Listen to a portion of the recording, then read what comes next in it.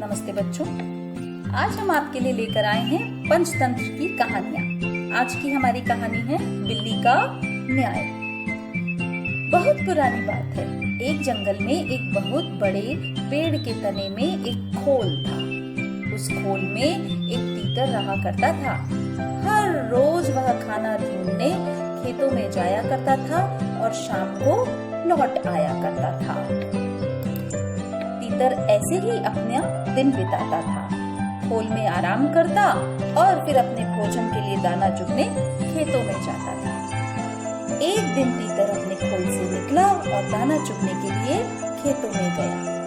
मित्रों के साथ, अपने दोस्तों के साथ दाना चुगते चुगते खेत में कहीं दूर निकल गया। बातों बातों में उसे पता ही नहीं चला कि वह कितना दूर आ गया है। सब मित्र आपस में बात करते, दाना चुगते और खुशी खुशी अपना समय व्यतीत कर रहे थे। इधर शाम होने लगी। शाम होते होते जब रात घिर आई तो तीतरों को चिंता होने लगी। सब तीतर आपस में बात करने लगे कि अब क्या किया जाए। सब तीतर ने कहा, कोई बात नहीं, हम सब मित्र एक साथ हैं। उनमें से एक तीतर थोड़ा सा बुजुर्ग थे। उन्होंने समझाया कि डरने की, चिंता की कोई बात नहीं है। हम सब मिलकर यहाँ रहेंगे और फिर रास्ता ढूंढते ढूंढते अपने घर की ओर लौट जाएंगे।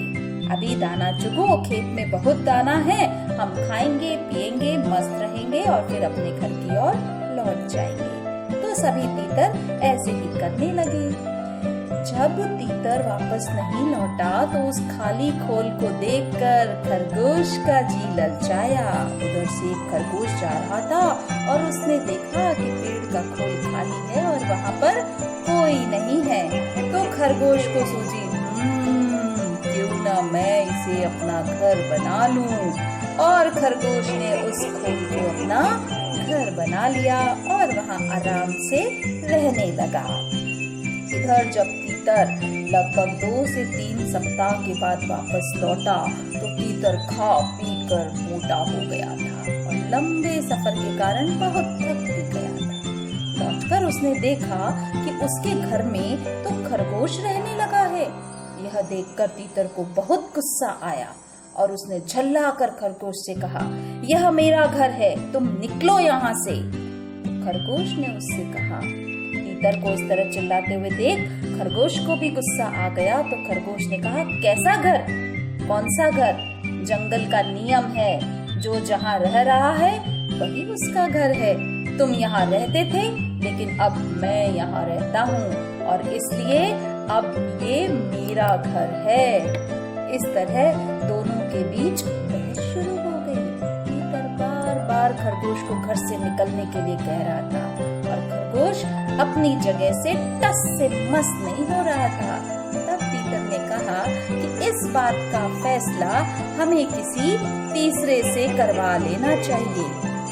उन दोनों की इस लड़ाई को दूर से एक बिल्ली देख रही थी। उसने सोचा, अगर फैसले के लिए ये दोनों मेरे पास आ जाए तो मुझे इन्हें खाने का अच्छा अवसर मिल जाएगा।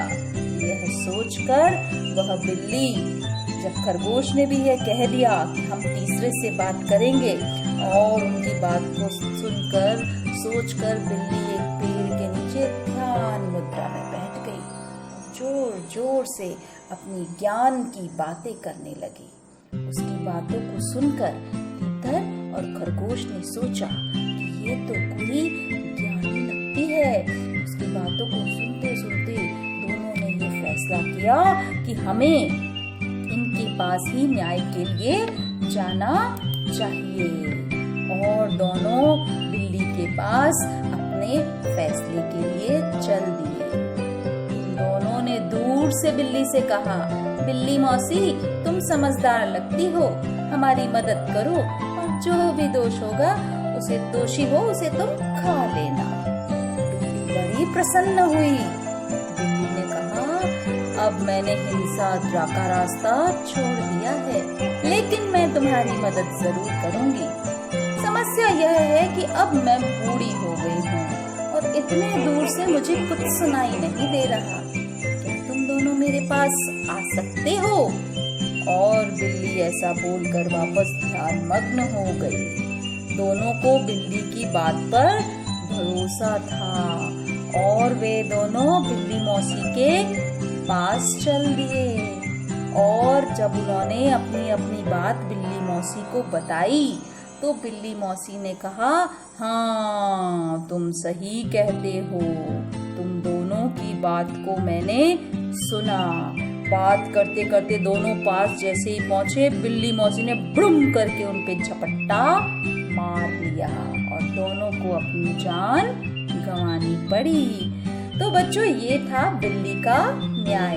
इस कहानी से हमें यह सीख मिलती है कि पहली बात तो हमें आपस में झगड़ा नहीं करना चाहिए। अगर हो भी जाता है तो उसे समझदारी के साथ सुलझा लेना चाहिए और किसी भी ऐसे तीसरे अनजान व्यक्ति के पास अपने फैसले के लिए नहीं जाना चाहिए या उसको बीच में नहीं आने देना चाहिए।